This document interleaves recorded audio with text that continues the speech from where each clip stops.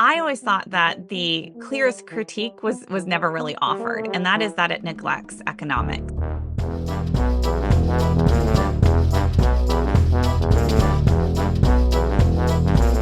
You're listening to Good Faith Weekly. I'm Mitch Randall. And I'm Missy Randall. We're here each week exploring the intersection of faith and culture We find people who stand up, speak out, and step forward. for inclusion, freedom, and justice for all. It's time for Good Faith Weekly. Brought to you by Good Faith Media.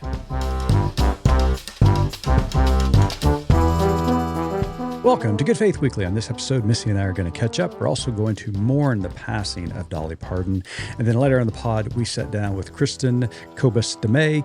She's got a new book out titled Live, Laugh, Love, The Secret History of White Christian Women and the World They Made. It is a great pod, so stay tuned.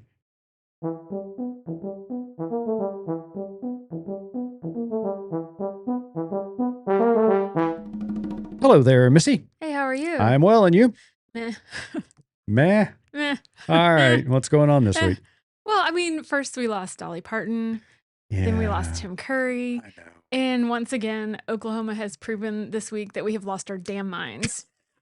So That is true. we That have is a true. trifecta this week that just, I mean, honestly, Yeah, I get it. I get it. it's awful. But yeah. Yeah, when we got the news that Dolly Parton had died this week, I mean, it was a gut punch when news broke. I mean, I just didn't see that coming. No. Yeah. And oddly enough, we got that notification right as we were walking out of our polling place. Right. Yeah. I mean, we've been paying tribute to her this week at Good Faith Media, and I started kind of going through the Rolodex of her songs and her movies, and this was something I cannot believe that I forgot, but I just absolutely loved her in Steel Magnolias. Oh, yeah. As Trudy. Truvy. Truvy, that's what it was. Yes. Truvy, yeah, She was great, but Weezer Boudreaux has my heart. That is, I do Like, know that. Yes. I can love and appreciate Truvy, but Yeah. Weezer and I, we're connected. Yeah, that's very, very true. So yeah, we're mourning Dolly Parton and Tim Curry this week, but as you so eloquently pointed out, we're also mourning what happened here in the state of Oklahoma. This last week was runoffs and election time here in the state, and it's important. Which in Oklahoma speak, that means how can we out crazy each other? Yeah, and it has gotten really crazy. Mhm. But here in Oklahoma, that has a super majority for the Republican Party. I mean, let's just be honest about this. This is the governor's race. A Democrat hasn't won in over a decade. There's a lot else going on. You got the state superintendent election, you had state questions. So this was a very important election this week, but the turnout, as expected, was extremely low. Abysmal. I don't know about the Republican Party. I haven't seen that statistic yet, but I did see yesterday that 20% of registered Democrats voted, Yeah, which is embarrassing. it is embarrassing. Yeah, there was a little bit of a bright light, I guess, in that the race for state superintendent Yes. did go to someone with experience in education who's not a Ryan Walters copy paste. So that was a little bit of a bright spot. Yeah, it really was. In the Republican primary, as you said, there were two candidates, one that was basically Ryan Walters 2.0, and then a conservative, but at the very least, 40 years of experience in public education, and that candidate won. So, as far as it goes, it's the best we could expect. Right. But the most frustrating thing for me was the state question about voter ID. And I don't know all the legalities of it, but in short, it's basically saying that now the state has the ability to dictate what forms of ID you vote with. So, Right. this whole entire time we've lived in Oklahoma, we've always had to show our driver's license. That's just what we've used. Yep. But now the state's going to be able to say, oh, no, you have to have this particular kind of ID. And we all know that just opens up, a can of worms for them to be able to restrict who can vote or how much it costs to get that particular ID. And for people like me who are married and have changed their names, it's just, it could be a potential nightmare. So I'm pretty frustrated. Yeah, and you're right. They can change the rules at any time they want, try to get the results that they want, who can vote, who can't vote. I think personally, this is another attempt to move us towards a national election, maybe making a national ID a possibility, using this as a jumping off point to force other states into this. It could just have devastating effects. And it's really, really disheartening for those of our listeners who live outside the state of Oklahoma. Please do not ignore what is going on in this state because this state has always been a test ground to see what works for the crazy policies before they go national. So Right. this is where we are. That's exactly the point I was sitting on as we're kind of going on about Oklahoma and people wondering why that's relevant to them. And it is absolutely relevant because we've seen a lot of things play out on the national stage that were done here first. So it is important to pay attention to our state and other states who are, also having a hard time falling out of a ditch. Yeah. um, and be aware and to mobilize and work to prevent these things from occurring on a national stage. Well said. And the general election is coming up in a few months. If you're not registered, folks, please get registered. If you know family members and friends who are not registered, get them registered and please go vote. Again, this week, the voter turnout here in Oklahoma was dismal. We need more and more people to get engaged and vote. Yeah, and circling back to what I said in the beginning about losing Dolly Parton this week, that's another thing that has me just a little bit frustrated. Not only just losing her Mhm. and what all she meant to so many people, but people are saying she was somebody who everybody loved. And Right. truly she was. Justin Cox wrote an article for us this week, beautifully done, Mhm. about just that. And I do love that. But at the same time, I know I saw on social media friends who are not theologically, ideologically, I mean, in any way aligned with Right. me posting about her yesterday. And the posts were all kind of pictures and platitudes, but nothing of substance of what she stood for. Right. And that is really frustrating to me. I love that she was somebody that everybody loved. And I love that she was somebody that found love in everyone that she encountered. But I just wanna smack people sometimes and say, "Are you not seeing, who this person is in the things that she stood for and in the things that she fought for everyone else?" And I guess that the disconnect there is really upsetting to me. Yeah. And you know what's interesting about that point, because I think you're exactly right, is that this continues a long line of showing platitudes towards imagery, towards snippets. Mhm. Obviously, the great thing about Dolly Parton was that she was relatable to everybody, no Everyone. matter who they were, no matter what their politics were, their religion might be, they did appreciate her and love her. But like you said, what they loved is two different things. I mean, when you and I think about Dolly Parton, we think about not only the entertainer, the singer, the actress, but also what she stood up for Mhm. and what she supported in her life, which was just all about inclusion, about love, about literacy for kids. I mean, it was just a remarkable list of and litany of Mhm. positive actions on her part. But what's frustrating is that those who hold up Dolly Parton, MLK, Jesus, they hold up an incomplete version of those individuals. And that's what's so frustrating. Yeah, Dolly talked about love, Mhm. but you looked at who she loved, who she Right. accepted, and that goes beyond just love. And that is the true message of Dolly Parton. Yeah, and I get that sometimes does get complicated when we're looking, especially at artists and famous people who Right. are flawed, who are human or Sure, sure. whatever. But I mean, Dolly's just one of those people that it was just, you're hard pressed to find anybody to say anything that she did that was a misstep or that hurt others in her life, on the global stage. And I just wish that people could embrace the entirety of her work and the entirety of her ideals and live those out. Yeah. And speaking of strong, wise women, you and I sat down this week with Kristin Ko-bes Du Mez. She's got a new book out following her incredible successful book, Jesus and John Wayne. Her new book is titled Live, Laugh, Love: The Secret History of White Christian Women and the World They Made. Yeah, I feel like reading it, you were learning things for the first time, and I was interpreting it as, "Oh, yeah, like, I absolutely remember this," and it was funny to me, like, I really enjoyed, reading about the progression of women in Christian circles that led us to the point that we're at today with, kind of the trad wife movement. Yeah. It was a lot of fun for me. You just got angry. I did get angry. And, what was interesting to me, we mentioned a moment ago that there's this incomplete image of Jesus, MLK, and Dolly.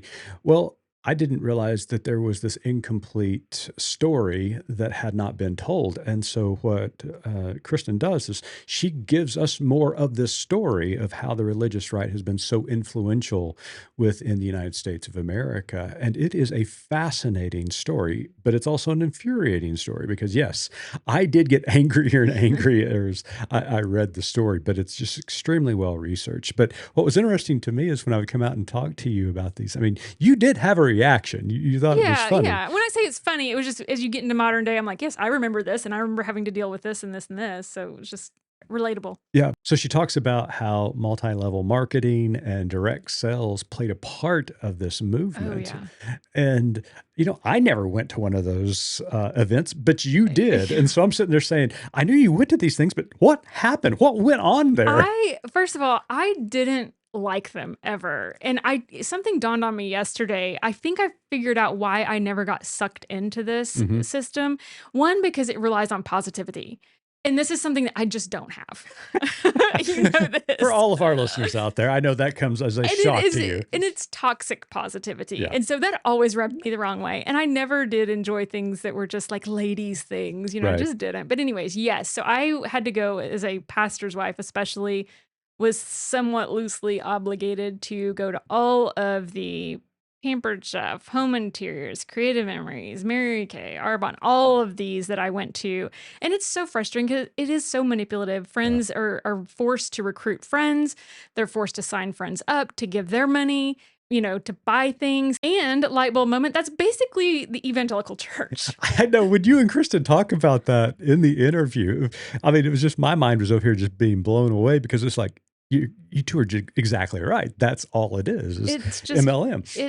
it's a church thing. And so anyways, it just opened my eyes to kind of reframing the structures that we have allowed to develop within the umbrella of a faith or evangelical space. Even though these companies aren't directly tied to faith or Christianity, they really are. And Yeah. and they are kind of a basis for a lot of what we see today. Yeah. And, the overarching truth that comes out in this book, in our conversation with Kristen, is that this toxic positivity, this image that was being portrayed through a religious lens was really it was trying to marginalize and oppress and control women. And it's just really, but it was under the disguise of freedom.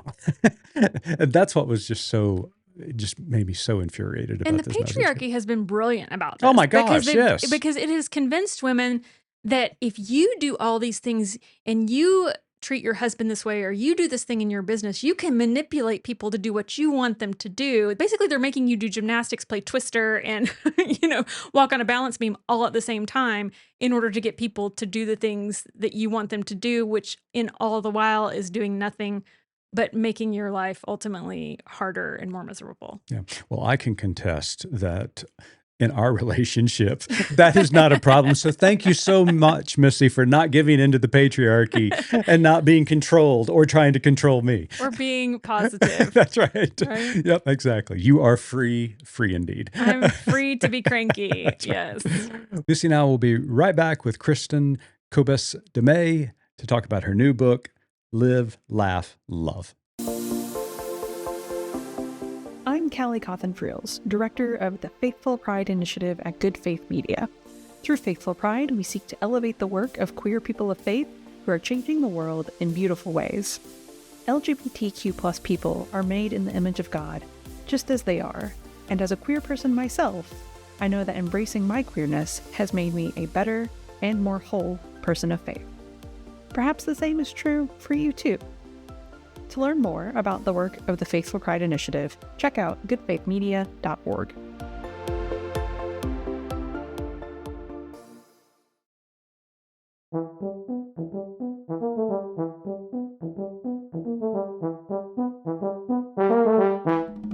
Welcome back to Good Faith Weekly. On this episode, we've got a very special guest with us. Kristin Ko-bes Du Mez is a New York Times bestselling author and professor of history at Calvin University. She is currently a senior democracy fellow at the Public Religion Research Institute. She holds a PhD from the University of Notre Dame, and her research focuses on the intersection of gender, religion, and politics.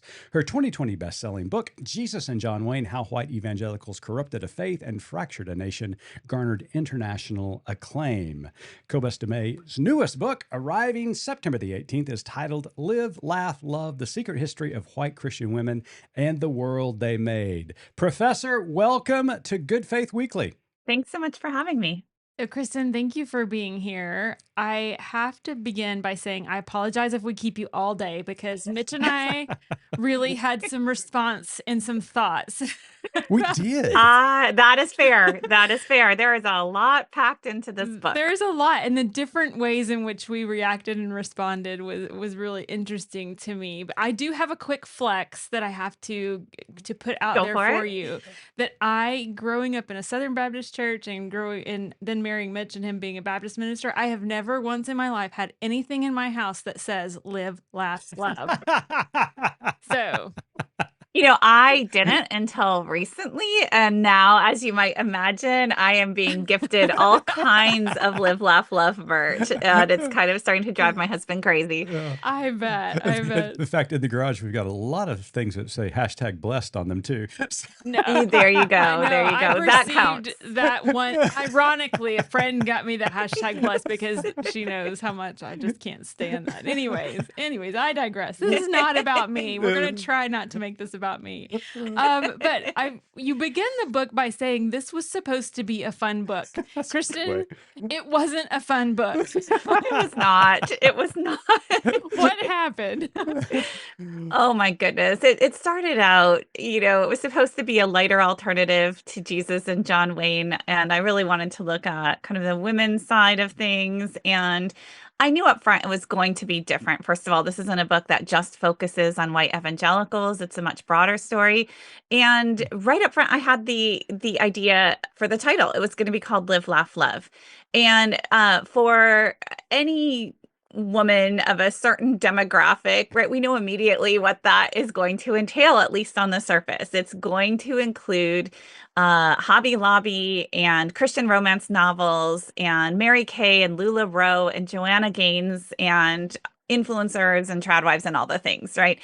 And so that's what I set out to write. And then over the course of my research, as I just kept asking the question, what is this that I'm looking at and where did this come from? It brought me far back into the past. And it also brought me into some darker spaces where I started to unearth systems of manipulation and control that ran through these religious institutions and cultural spaces. And so, yes, the book got darker and darker and longer and longer. And my apologies right up front. It was great. It was great. Yeah, Kristin, congratulations on the book. And I kind of want to talk a little bit about the title just up front, because I'm one of these knuckle draggers that when I read that section, why you called it that, it was like, huh? I didn't have a clue what you were talking about. But that's my point, is that, while this is a book about a secret history of white Christian women and the world they made, I had a different reaction working through the material than Missy did. So this is not just a book for women, it is for all genders. Yes. But it was interesting the responses that both of us had working through it, because I was able to assess, what you wrote about and the history that you wrote about from my experiences growing up. Same experience as Missy, grew up in a Southern Baptist house. Remember all the things that you mentioned in the book. And my response was so much different. So let's talk a little bit about audience. I mean, who do you think this book is really written for? Who's going to really benefit from reading it? Honestly, I'd be content to just sit here and listen to you two discuss the book and your differences for a half an hour. I would totally go for that. So feel free at any point to just jump in and take over. I actually don't think much about my audience for a book as I'm writing it. I am just driven by the just the challenge of figuring things out, of Right. tracing what is this that I'm looking at? Where did this come from? What does this do?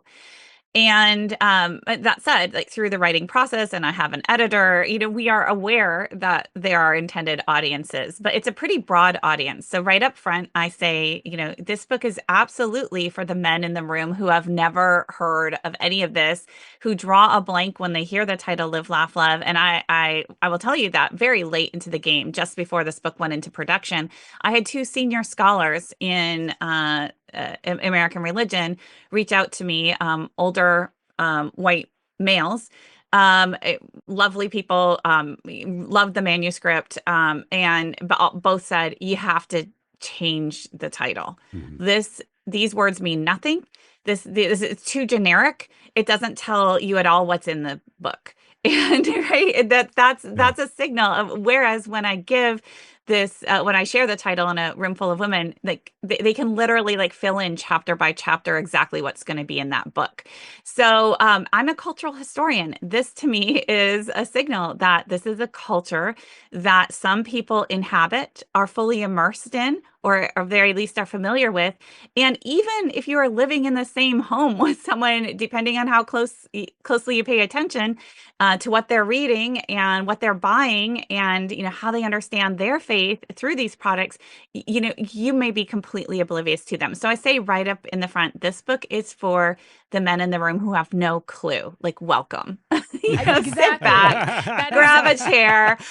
You have some things to learn. And besides, I'm going to say this as a scholar of American religion, if you're interested in American Christianity, demographically speaking, this is a story about American women primarily, Yeah. right? So let's just center that. But honestly, my heart was kind of with the women in the room who have lived this history, and I so wanted to. And as one of them, I participated to a certain extent in this culture, and I still have my precious moments figurines, and I still like them. Um, it's really that a process of exploration and discernment and understanding the value systems that shaped your own beliefs and convictions, often without ever appearing to do so. And so I think it's a real process of exploration and illumination Yeah. for those who inhabited this space. And you also, I mean, you mentioned a moment ago that you're a cultural historian, and I think that's an important element to this book. While it does follow this strand of Christian women and the influence that they have upon culture, it really is broader than that, because anyone Yes. who's interested in American religion and where we are today and where we've gotten to both religiously and politically, this is part of the story, and it's a central Yeah. part of the story. And so Yes. it is really well done, really well researched, and I just recommend it to everybody out there. Thank you. So it's not very often that Mitch, with all his fancy degrees, will come out of his office while reading and say, "Did you know all this?" I was like, "Yes, I was." Yes. In fact, I was living it like as we were married. Where were you? Yes. Yes. Anyway, so that was really great. But what I did appreciate is you kind of take us back into the 19th century and kind of build on the Yeah. history of the women who came before and sort of laid a foundation for what we're seeing today. I know we can't go into all of the characters because there are so many. But I wondered if there's one or two folks throughout history that you feel like are important as people think about, should I get this book? Is it going to be for me? But tell us about a couple, and then there's one in particular that had an impact on me. I want to, if you don't bring her up, I am.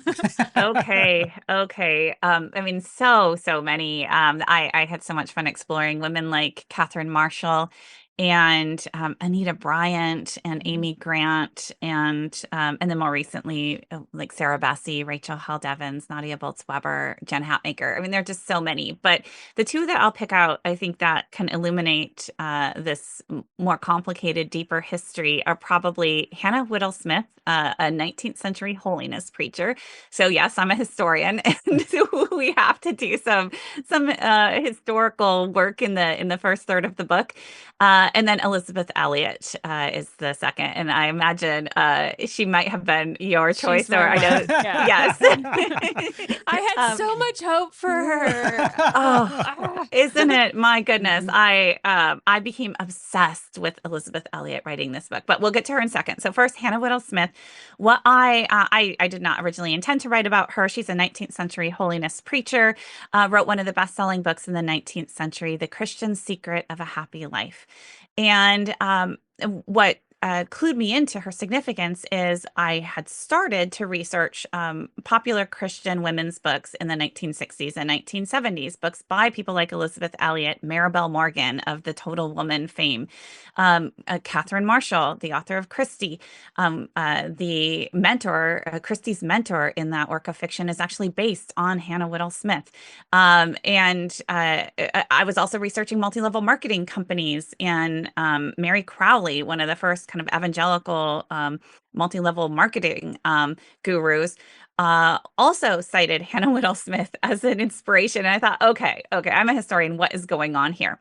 And so what I realized that helped me to see this important strand of American evangelicalism, holiness evangelicalism, that it was a rejection against Calvinism, and it really centered the role of the individual will.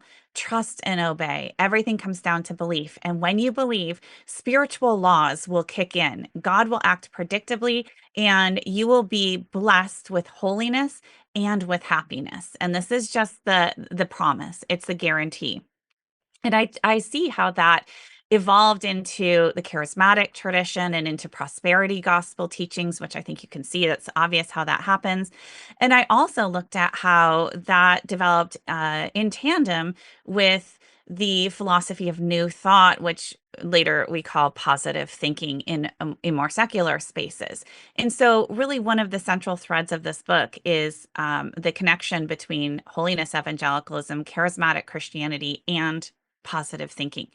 One more thing I'll say on that to get to Elizabeth Elliot is this idea of act of the will, a centering belief in holiness theology, and what Hannah Whittle Smith was teaching. It starts with an act of total surrender. You totally surrender your will to the will of God. What I trace then is how that theological conception of total surrender gets morphed over the course of the 20th century into, instead of total submission to God, it's total submission to men for women, the men who have authority over you. And that brings us then to Elizabeth Elliot. Right? Elizabeth Elliot, steeped in this holiness theology. But the really interesting part in writing about her was that there are kind of two phases of Elizabeth Elliot's life that most people who know about her are familiar with. One, the missionary whose husband was martyred, and she becomes this kind of evangelical saint. And then, of course, she writes Passion and Purity later, and that helps spark the rise of what we call, purity culture today, and absolutely taught that women's faithfulness requires total submission to their husband's authority. What most people don't know is there is another Elizabeth Elliot in her deconstruction era, the Elizabeth Elliot of the 1960s, and she is phenomenal. And I don't know that I've ever written about a historical figure that I have related to more closely than to that Elizabeth Elliot. She has a scathing critique of evangelical culture. She does not deconstruct her faith in Jesus or her trust in the Bible, but she absolutely rejects pat answers. Christian publishing, Christian literature, she says, is neither Christian nor literature. It is propaganda. And she is in this incredible moment. And then she remarries and snaps back and becomes the Elizabeth Elliot of Passion and Purity, and the Elizabeth Elliot that most people know today.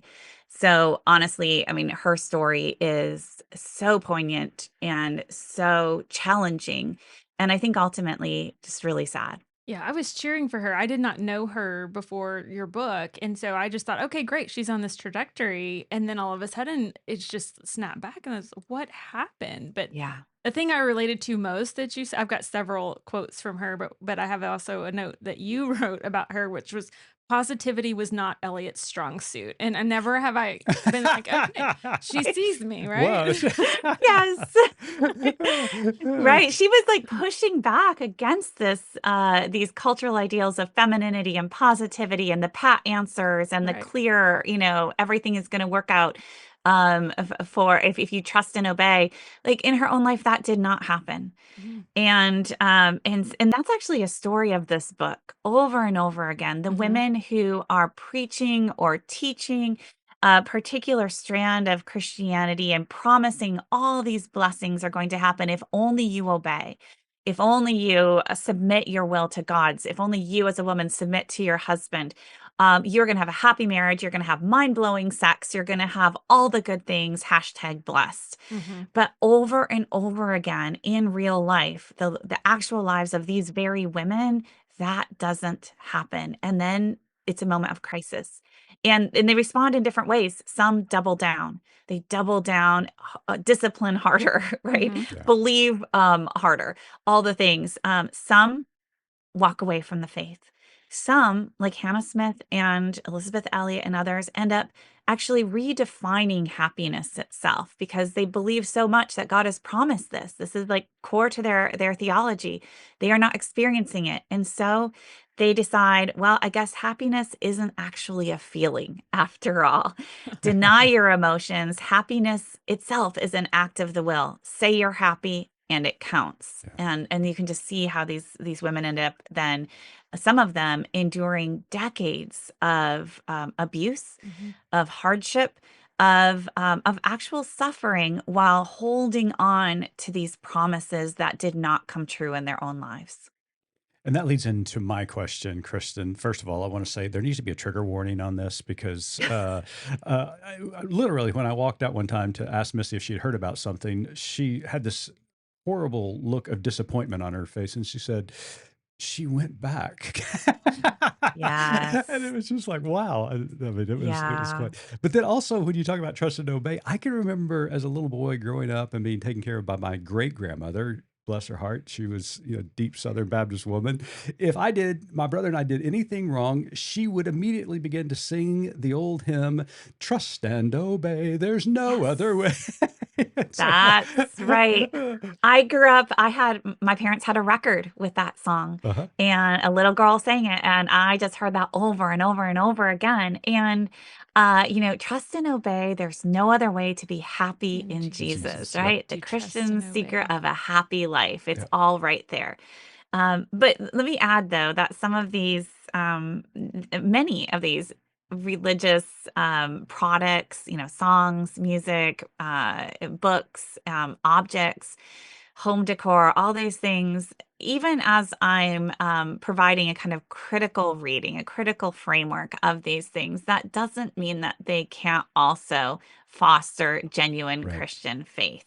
Right. And many of these you can see, yes, there are Bible verses that inform these products, and you can certainly interpret the Bible in that way. So this is not, just because I include an example in my book doesn't mean this is a terrible thing.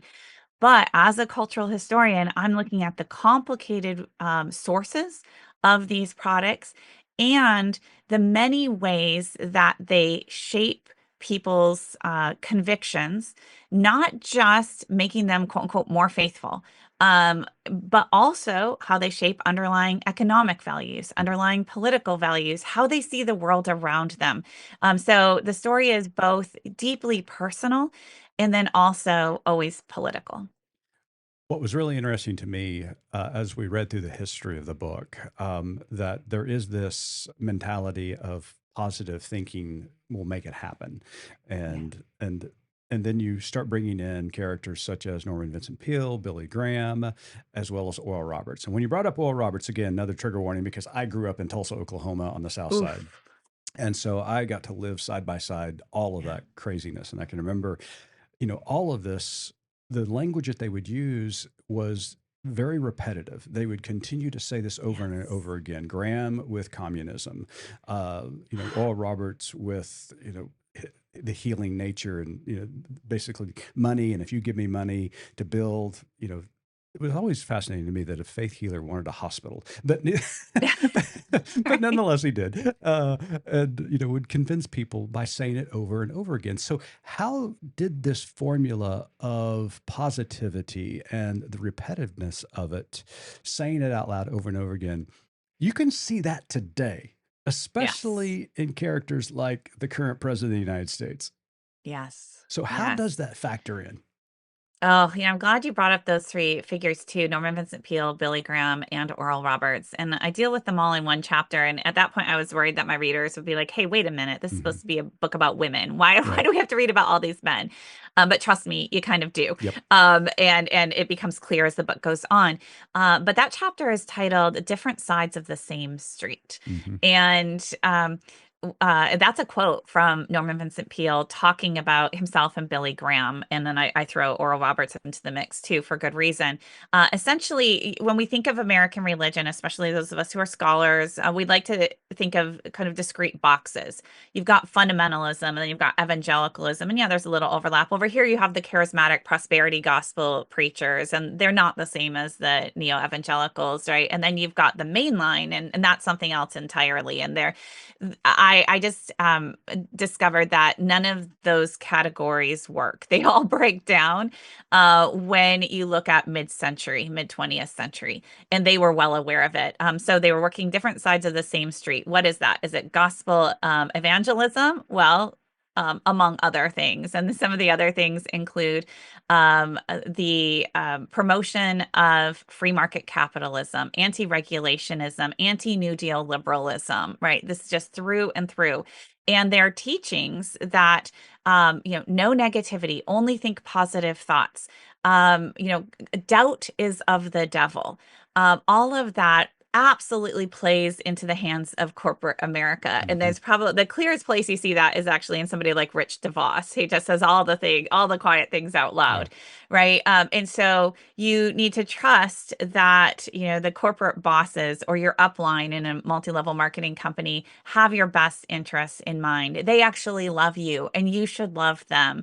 And if you complain about your material circumstances, if you complain about your employer, that's negativity. And if you expect good things to happen to you, right, this is the power of positive thinking, that's going to keep that from happening. So no complaints allowed.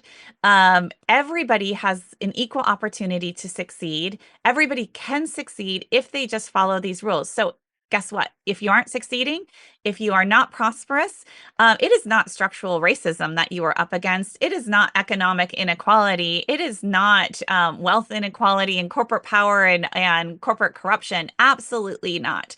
It is on you. You only have yourself to blame. Change your attitude, become more positive, and blessings will follow, right? And so you can just see how this is about so much more than just personal mantras. And it is very tightly linked into 20th century political history. And I think once you see it, it's really hard to unsee it. Yeah, absolutely.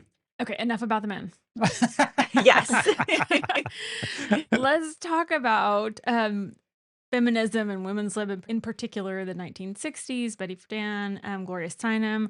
How did their movements impact the momentum or the movement of the white Christian women?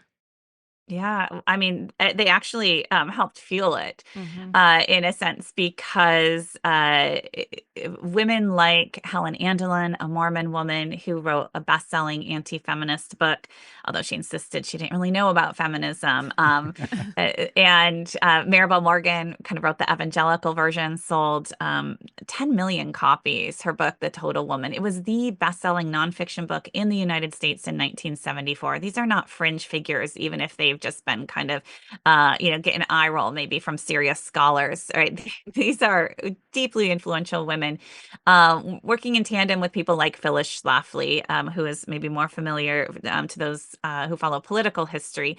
What they did is they offered an alternative vision of women's empowerment. So feminism would not empower women, in their opinion. Instead, they said that women's true power came through submission. by submitting to men and by staying out of careers, out of the workplace, and following their God-ordained roles as wife and mother, um, and being beautiful, hyper feminine, all these things. If you obeyed those rules for women, God-ordained rules for women, all good things would happen to you. You would find a handsome, godly man who would provide for you and protect you. If you pleased your man, your husband, sexually, stayed beautiful, like bought the beauty products, all the things, then he would give you good things. If you didn't please him, he might get angry or abusive, right? So you can just see how, once again, this is all placed on individual responsibility. But in terms of gender roles, it was really the women who were responsible. They had to do all the things right. And then if they were not being treated well, it's clearly their own fault. But all of this is a direct contradiction to liberal feminism.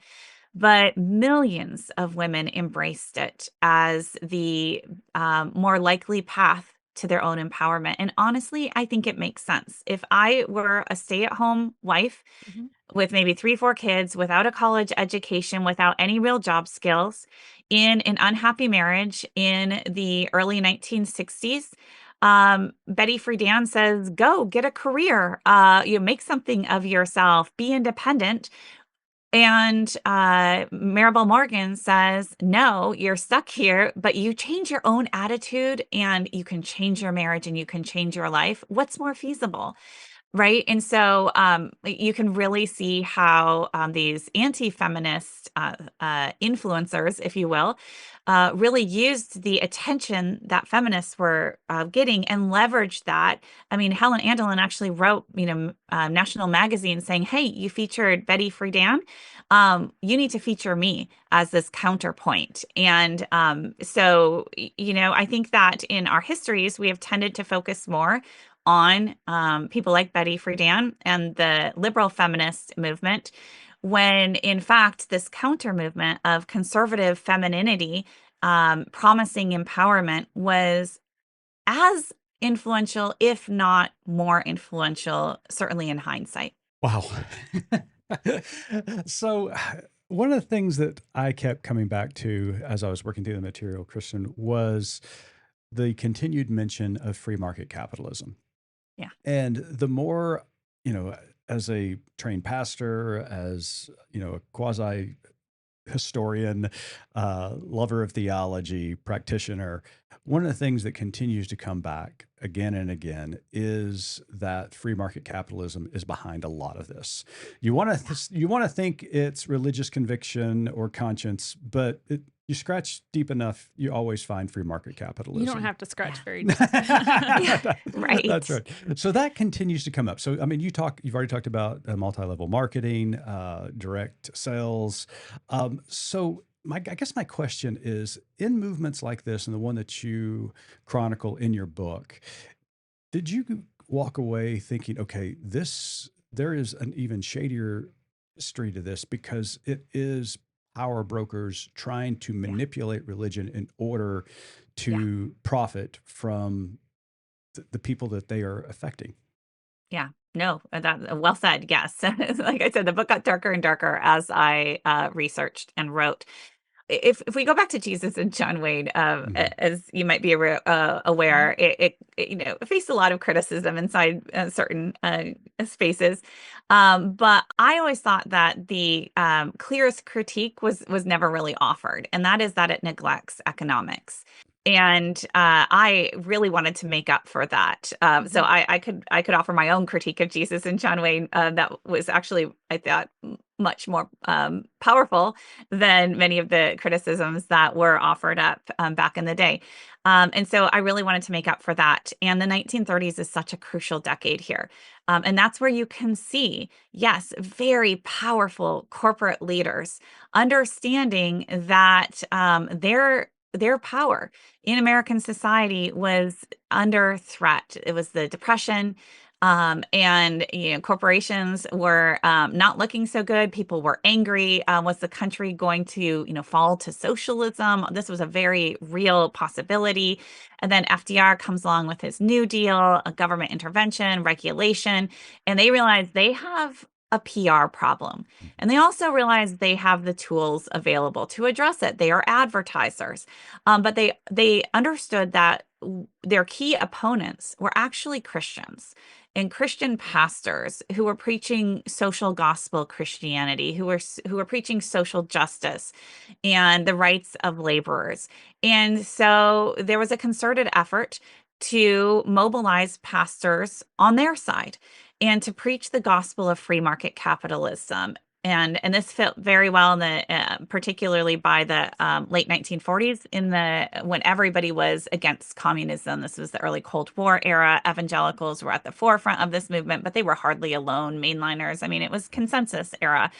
And so what you see happen is free market capitalism becomes 100% conflated with Christianity and with the gospel of Jesus Christ. And there is no shortage of evidence, right? Just over and over and over again. And, when I talk with reporters today about the Christian right, about and nationalism and all these things, I always make the point that this is not just about quote unquote family values issues. This is not just about, sexuality and morality and gender. It is about those things. And that's kind of on the forefront of their rhetoric, but it is always also about free market capitalism, anti-regulationism, and reporters just never pick that up and run with it, right? It's just like kind of a layer too deep, maybe. But in this book, I demonstrate how you really cannot understand American conservatism and the conservative ideals of femininity and Christian womanhood without centering this free market capitalism. And sound very heady and academic, but one of my favorite chapters to write was on Little House on the Prairie and Janet Oakes' Love Comes Softly. And I show how all of these values are embedded in these popular books and then from that time on in Christian romance novels. Yeah. And I had no idea that Amish romance novels were a thing either. You bring that into the conversation. Yeah. I was like, Where wow, have you where did that been?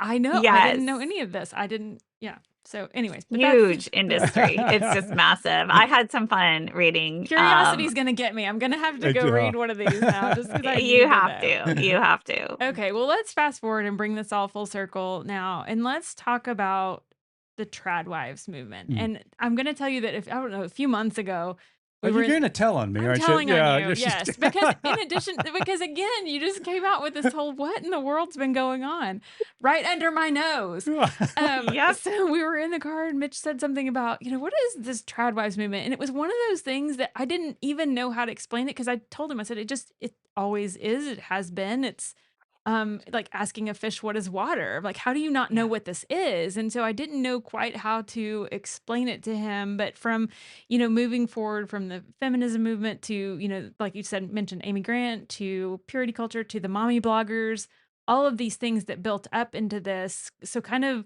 as we wrap up, the book talk, give us, I guess, an explanation of that for others out there who might be like Mitch and not understanding exactly how we've gotten to this trad wife movement.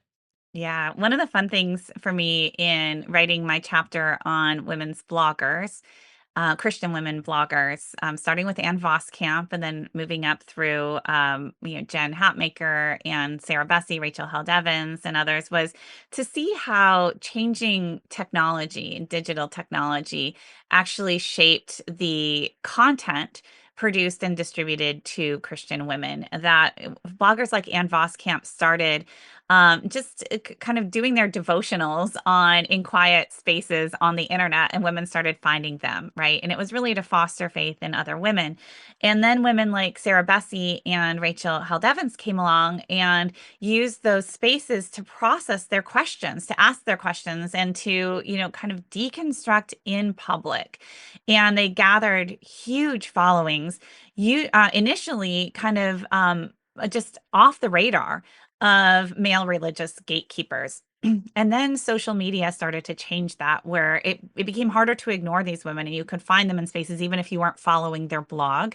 But then the arrival of Facebook and then Instagram also changed the medium. And over time, then that started, blogging ended up becoming much less popular. And the social media content that was very visually oriented took its place. That medium ended up favoring more of the conservative content creators, the perfect homes, the, beautiful women, the, perfect makeup and all of these things. And so you can kind of see how these broader societal changes and technological changes also shape the story, even as women themselves are shaping the story, which leads us up to our contemporary era of influencers on Instagram, on TikTok, very visually oriented, not really conducive to the kind of really like theologically rigorous deconstruction era, the work of people like Rachel Held Evans and Sarah Bessey. Although I will say Sarah, Nadia Bolz-Weber, others have gone over to Substack now, and they're carrying that on, but in largely closed communities. So it doesn't have the same kind of public reach as it did at the height of their influence. But now the name of the game really is this, the visual influencer space. And that has really been a particular conduit for this conservative value system, conservative feminine ideals. That gets us to the trad wife culture. So you can trace a lot of change over time, and then you can see kind of where the trad wife phenomenon comes from in part.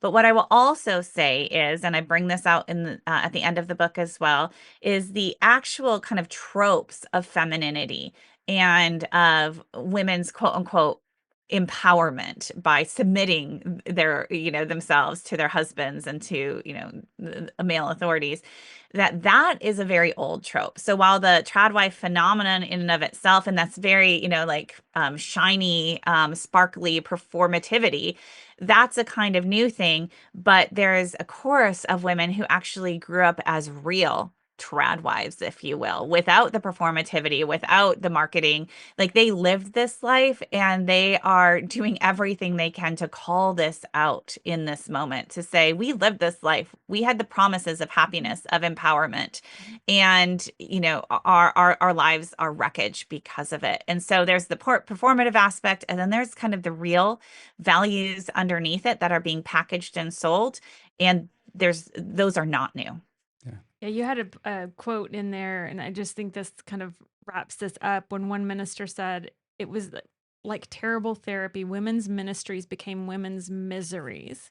Yes. I was never loved. I was never whole. I was never this, that. And I thought that quote was somewhere in the middle of the book, but I just thought an overarching thing when you convince women this is ministry, whether you're selling an MLM or whether you're taking part in trad wife or whatever, this is your ministry, this is your calling, and at the end of the day it just becomes your misery.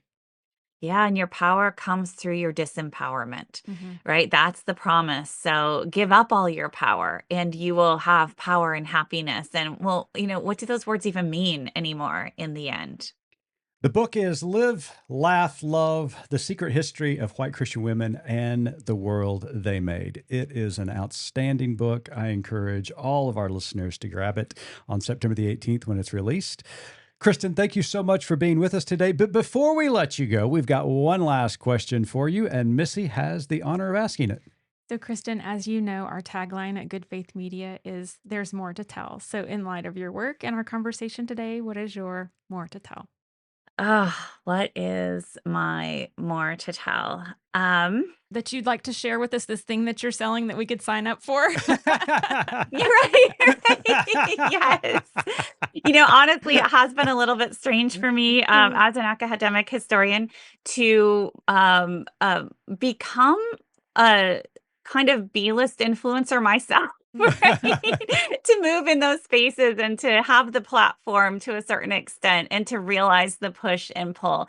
But I would say my more to tell is going to be something maybe more pastoral. And it is that life is messy.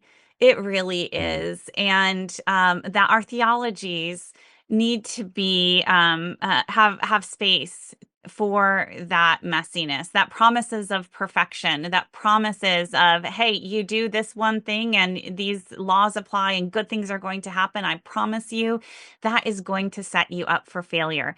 But there's comfort in that realization. And one of the things, my real takeaway from writing Live, Laugh, Love and tracing these really devastating stories, including among women who did everything right by the book, were disciplined, were obedient, and still experienced so much hardship.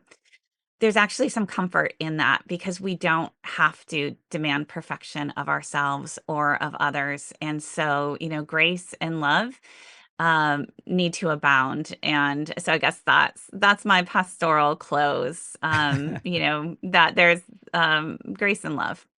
Well, Pastor, Professor, thank you so much for writing this book. Thank you for teaching us. And thank you so much for sharing this story. It is extremely important. The book is Live, Laugh, Love. It comes out in September, but you can pre-order it today. So make certain that you do so. Kristin, thank you so much for joining us. You're welcome back anytime. Thank you so much. This was wonderful. And to our audience, we want to thank you for joining us. Missy and I will be back next week. And until then, keep living good faith.